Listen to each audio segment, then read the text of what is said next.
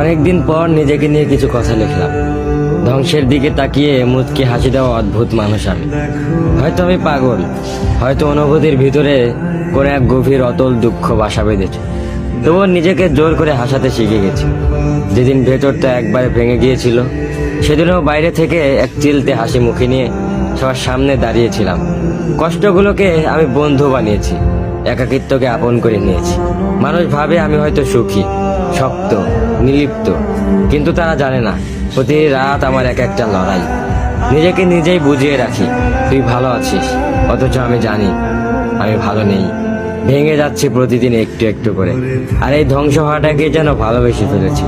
আমি সেই মানুষ যে হার মানার আগে হাসে, কারণ জানি কান্না দেখিয়ে লাভ নেই। পৃথিবী শুধু শক্তদের মনে রাখে, দুর্বলদের নয়। তাই আমি অদ্ভুত, আমি অনুভূতির আগুনে পুড়ে যাওয়া নীরব যোদ্ধা।